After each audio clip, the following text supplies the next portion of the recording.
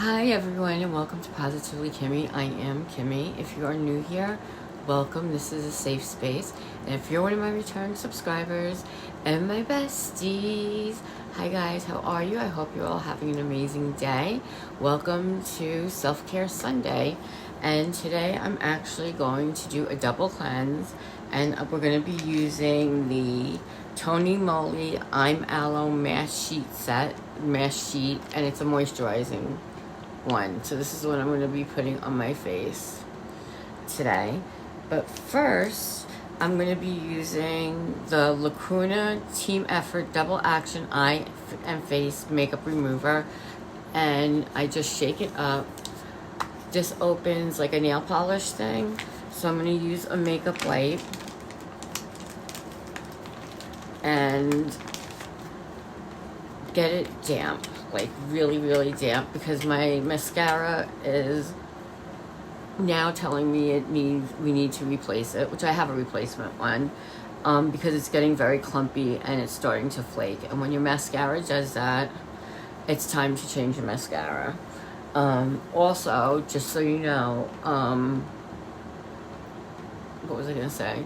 Just so you know, with mascara, you want to change it every 3 months, if not before then, because a lot of bacteria and stuff grow in it, and you don't want any bacteria on your eyes. And this stuff helps remove all the thick, clumpy stuff that's at the base of my lashes.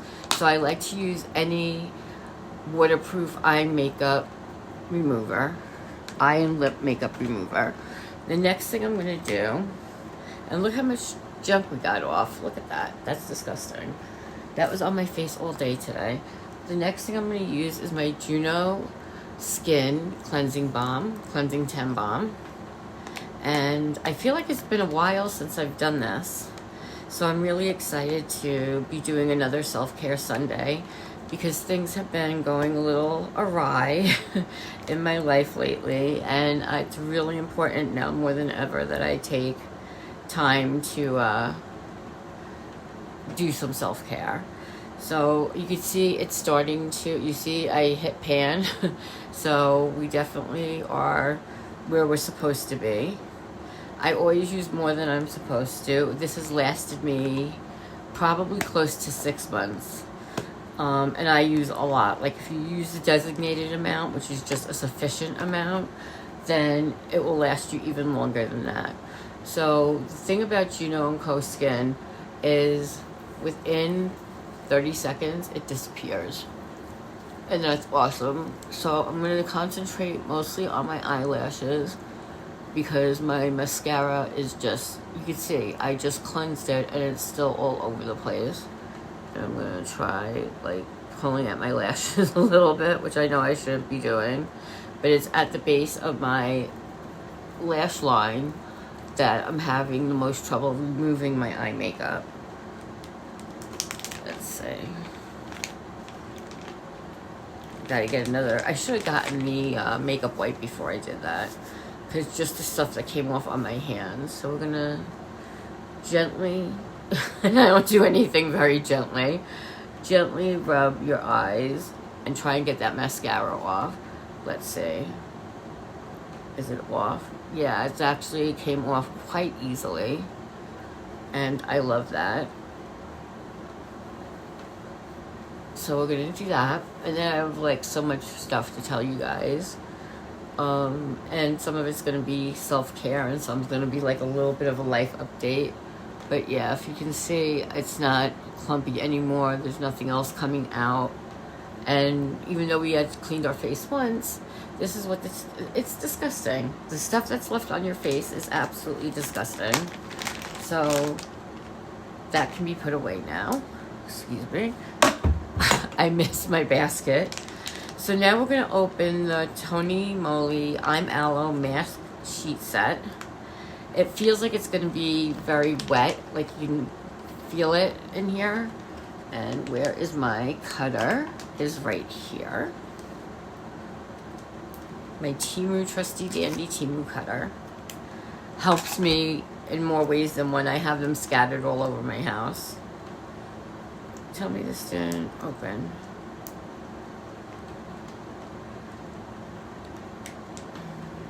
Okay, I got it. Now this is very wet. I can feel it. And I don't like when they come out drenched like this, so I can tell you that. And it feels a little slimy. But that's all the hydration that's going to go on your face, and that's what you want. So we're going to put this on, like so. Ah, it's cold. It's really cold. I'm going to just flatten that out. Oh my God. And we're going to go down our neck and our chest with what is left. It is really, really wet. I'm not a fan of something this wet. I know I want moisture, but at what cost? Like, I need to go dry my hands. Can you see all that residue that's on my hands? So we're going to rub it into the hands, into the arms, into the chest, anywhere that you want extra moisturizer. And I just want to read one thing on here, which I can't see, so it would be nice. You leave it on for 20 to 30 minutes. This is a long one. And then remove, gently patting the remaining into your skin. So that's all I really wanted to know about this. So that's what we're going to do. So I am sitting here on Saturday night filming this because I wanted to go up for Sunday. And for those of you who don't know, Mama hasn't been feeling good. And I need to call my cousin before she sees this video and let her know what's going on, because that would be very rude of me not to. Her mother and my mother are sisters, and they're both dealing with different things right now. But I finally convinced Mama to go to the hospital. On the 22nd, my grandson's birthday, she was being very stubborn as usual. She doesn't like to go to the hospital. She likes to stay home. She feels like if she goes to the hospital, she's not going to come back out of the hospital. And she has very bad COPD, which you feel, your heart breaks for her. She walks from our bedroom, which is where I'm at right now, which is awesome. I can't believe I'm actually filming with decent lighting and stuff like that for a change. It's been so long since I've had a personal space. But then about 15 steps is to my bathroom, if that many. And she has to use her walker to get to the bathroom. And by the time she comes out, and sometimes even when she's in there, she can't catch her breath. And she uses her inhalers in there, and then she'll come back, sit down for a while, and the breathing is just always very heavy, very labored. And her legs have started swelling. And today, I just looked at her. We had a nice conversation last night. And I told her, I said, it's not that I want you to go to the hospital and not come home, but it's that I want you to go to the hospital so you can come home. I don't want you to think that I'm trying to get rid of you so I can have the apartment to myself for a night. Yes, it's nice to have some privacy, since I don't have very much privacy in my house. But not at my mom's expense. That just doesn't make any sense. So the ambulance came for her today, and I met her up at the hospital. And it turns out she has COPD, which makes it hard for her to breathe. Her legs had about 30 pounds of fluid, and it was now traveling up to her, above her knee. She was having a lot of difficulty breathing because of the fluid. And she was in congestive, or is in congestive heart failure. Now she has congestive heart failure, but now it's exacerbated, as well as the COPD, because when you have all that fluid on the lower part of your body, your heart's pumping to try and get it back up, and it's working really, really hard, and so it's not easy for her. And I looked at her this morning, and I was just like, she had an appointment with the cardiologist today. I said, you have two choices. Go to the cardiologist, which normally is not a problem, but the walk to the cardiologist is about the length of a city block, I would say, from when you get off the elevator. And by the time she would get there, she would be out of breath, she would be huffing and puffing, she would be lightheaded, she's been very weak. And I said, either you can do that, or, you know, go to the hospital, because she was also having bad pains in her legs today. I said, or go to the hospital. And she's like, well, I'm thinking. Her thinking means she's probably not going to do it. And I said, Ma, you know that we all love you, and that's why we get on your tush about doing these things. And it's really important for us that you go and get the help that you need before it's irreversible. So she said, okay, fine. We called the ambulance. She went to the hospital near us. They did a Doppler, they did a chest x-ray, they did a urine sample, they did an EKG, they did blood work. Thankfully, all her blood work came back fine, and she has no blood clot. She also, there was some fluid in her lungs.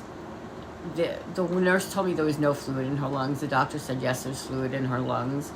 And then they told me she's in congestive heart failure, and if she didn't come sooner, you know, if she had waited a little bit longer, it might not have been good results. So they're keeping her in overnight only, for observation. It turns out she has a very bad UTI, and the day before, yesterday, when she's been sleeping a lot, like 16 to 20 hours a day, and as much as she sleeps all day, when she gets ready for bed, she watches like 2 shows on TV, and then she gets ready for bed, which is a project. Where was I going with that? When she gets ready for bed, I completely lost my train of thought. I am so sorry.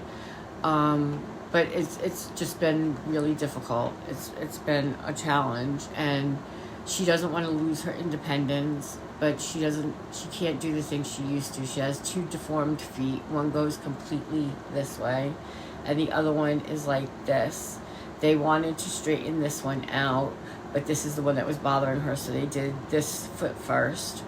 And now she's having a lot of problems. She has calluses on the bottom of her feet, and they have to scrape it down, and it's very painful. And my heart breaks for my mom. It really does, as does my whole family. You know, we're all very concerned about her. She's 82 years old now. But the fact is, she got to the hospital, and this was my point. She has all these things. Everything came back normal. Like, her blood work came back normal. The Doppler came back as no blood clots. The chest x-ray, she has a little fluid in her lungs. But the UTI is bad, and that can cause her to sleep all day. That can cause her confusion, because she was very confused yesterday, and I asked her if she wanted something from the kitchen, and she said, what's that? And she was serious. So the UTI can cause that in elderly people. You know, you can have different types of reactions to a UTI, and she's getting them very frequently because she can't always walk on her feet to get to the bathroom, and so she'll wait and hold it, and that's causing the UTIs. So we're trying to figure out what we can do to help her out as best as we can when she's home. So I spoke to the doctor tonight, and he said, oh, we might be sending her home tomorrow. So first thing tomorrow, my sister and I are going to go up there and advocate for her, because she'll agree with them that she can come home because she's feeling better. She's lying down, they're giving her morphine, they're giving her Lasix, they have a catheter in her so she doesn't have to get up and down to go to the bathroom. She's not out of breath, she's not shaky. You know, they gave her 5 breathing treatments today. They gave her a whole bunch of doses of steroids. And, you know, it's just, that's why you're feeling better. But the second they stop all that, you're going to be exactly at the point you're at right now. Now, they just diagnosed her with something called lymphedema, which you hear lymph nodes and you're thinking, okay, cancer, but it's nothing like that. It just means the lower part of your extremities swell. And there are things they can do for that. Like a girl I watch on YouTube, her name is Anna, and she goes by Glitter and Lasers, and she's on the heavyset side, as is my mom, but all her weight, most of her weight, is from the lower part of her body. And I know they did liposuction on her or something similar to that to remove the fluid and stuff, and she's feeling 100% better. But they can't do that with my mom because the last time she had surgery, she flatlined for a little, like 30 seconds, which is 30 seconds too long. And her breathing, they just can't,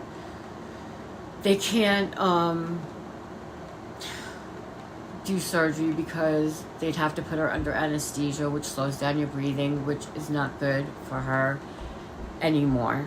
Do I want to see her in this pain? Absolutely not. She can barely walk, and it's just heartbreaking. So if you can send prayers and love to Mama, I'm definitely going to try and keep her in there this weekend. And I know you can appeal the decision to go home.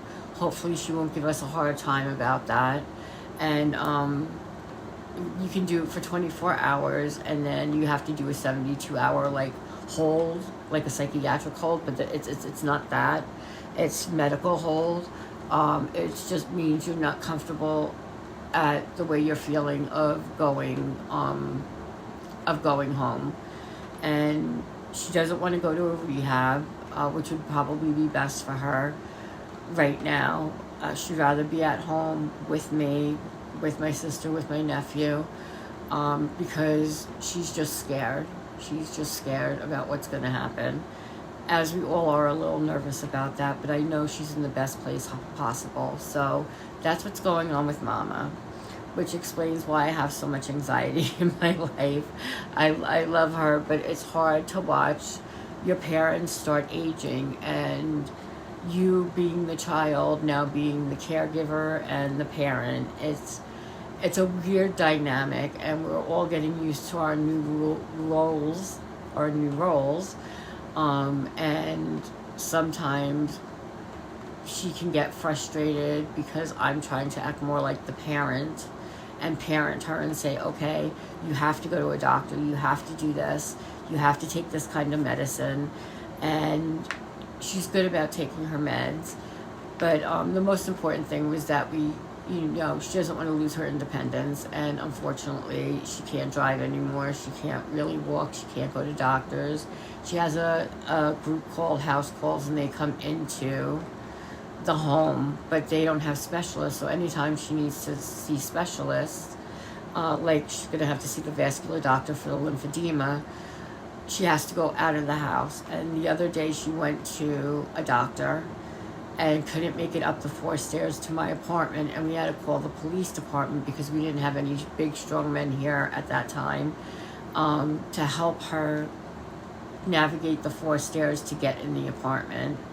And it's heartbreaking. It's heartbreaking. So please, prayers, kindness. Liz, I will tell you all this before you see this video, I promise. So that's what's been going on with Mama, and hopefully everything's okay. And as far as self-care, today has been as stressful as it's been. I've been in my house alone, and this is the first time I've been alone in my house probably in the last 5 years. Now, I gave up my bedroom for my nephew because he was sleeping in the room with my mom, in a bed, and she'd be in the recliner. And they were having too many problems because he's not a good sleeper, and she's not a good sleeper. And he would, he comes alive at night. He's a night person. And he would wake her up. She would wake him up with the moaning, the groaning, which she doesn't know she's doing in her sleep. So I gave him my room, which he appreciated beyond belief. And this way I get to stay in the room with my mom and listen for her breathing and make sure she's okay throughout the night. And it's just been really, it's hard when you don't have a space you can go to shut a door, to do a video. I love to do my videos, and I can't ever come out with them as often as I'd like, unless nobody's in the house, or Mama's in the room. And even then, you guys can hear in the background of all my videos how loud her TV is, and that's with me shutting her door. It's just very loud because she also is hard of hearing and has hearing aids, and they don't seem to work. So tonight I am sitting here taking care of myself. My daughter-in-law packed about a year ago an extra set of clothes, underwear, and the baby's blanket. So if he's at my house and falls asleep, he can have his own blanket. This is what it looks like, stars and moons. It's gray, it's soft, it's pretty, and it's comforting me tonight. It really is. It's just what I need at the moment, is to feel loved, and I know I'm loved, and I have the best sissies on the planet, and friends and besties from all you guys. So I appreciate it, but this made me feel close to my grandson, and I just adore him to pieces. So we're taking care of our mental health. I had an appointment with the psychiatrist today, my therapist today, I'm sorry. And I was having trouble connecting on Zoom, so he wasn't able to go through the appointment with me, so I have an appointment next Friday at 5 o'clock. And in the meantime, this is how I'm showing my self-love today. I wanted to do my skincare because it's been a while since I've actually sat there and done it. And I wanted to tell you guys what was going on and get that off of my chest, because it's better when I talk about it, and let you know that I am doing a little bit better now that it's getting a little bit lighter outside, a little bit longer. I'm starting to feel a little bit better, so it's starting. It's a process. They put me on new medication. I seem to be doing well from that. It just makes me extremely tired, so I've been taking it at night, and I go back to my doctor in 3 weeks to discuss the medication unless something comes up before then. Another way I'm doing self-care is I'm still doing my affirmations every day, just so, like I say, my thoughts and feelings are valid, and my emotions are valid, that I matter, I'm kind, I'm strong, I'm tough, I'm brave. All those things are so important when you are not in your right headspace.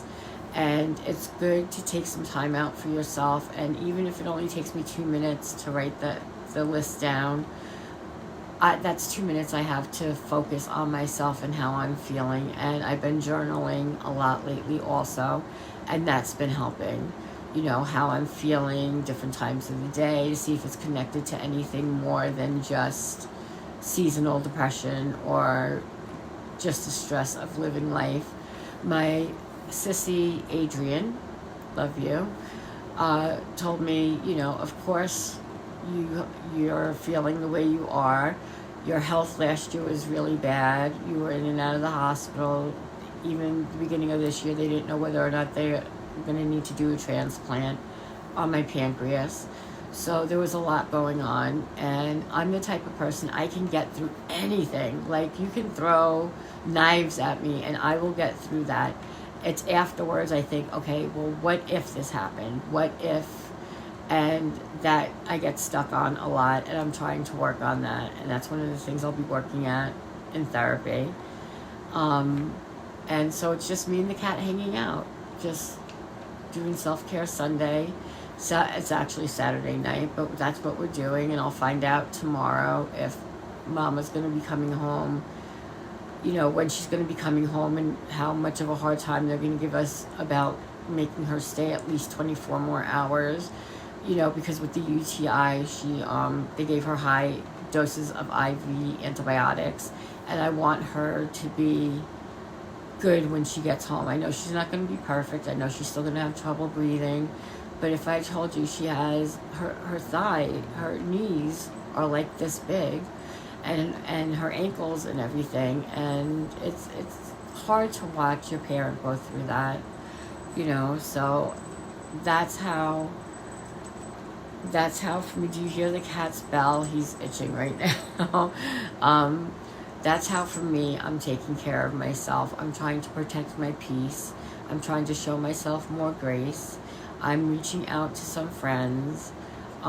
but I don't do that often because I don't feel like I want to bother anybody, and everybody has something going on. I'm not the only person in the world who's feeling like this, which is surprising because when I put that video up, so many people have been saying they're feeling the same way that I am, you know, with being a little down, and maybe it's been the long winter because we had the extra 6 weeks of winter thanks to the groundhog, you know, so I'm hoping that this passes, and I know it will because I'm just positively Kimmie, and I'm positive that between the medication, stress reduction, I started going out for walks.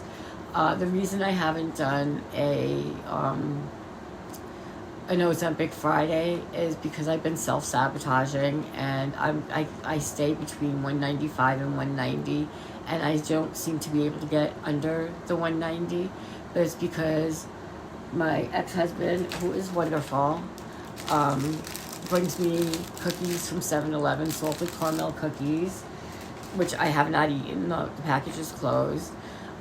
Today he bought me some flan. He bought me lunch. Really, really nice things, but I think he's trying to keep me fat. And when no one's bringing me the food and stuff, I'm just self-sabotaging, and I don't want to do that, you know, and I'm going to be working on that also. This is the thinnest I've been in the last 20 years. You know, when I first got sick with my pancreas was 2002, and I went down to 137 pounds, and then put all the weight right back on from the medications and stuff, and eating, of course. I'm not going to say I didn't watch as every single thing was going in my mouth, you know, but I want to try and figure out why I'm self-sabotaging, why I have people who are enabling my self-sabotaging, you know, around, and see if there's any tips anyone can give me on how to not do that, because I've been at the same 190 for about 20 weeks, and I should have been in the 160s, I think, by now. So that's what we're working on. And in the meantime, I'm going to take this off. We've been here for 27 minutes. I'm sorry if this was long and drawn out, but I'm going to take off my mask, and you're going to see glowing, hydrating skin. And it's not even overly greasy or serumy or anything like that. There's nothing to put on my hands because it all absorbed into, you know, into my skin, which means it really needed the hydration. So thank you for hanging out with me. If you wouldn't mind commenting, and subscribing, I would greatly, greatly appreciate it. I would love to have you as one of my besties if you're not already. And in the meantime, be happy, be healthy, be blessed, but most of all, be positively you, because there's no one else quite like you, and that makes me so incredibly happy. Love you guys. You rock.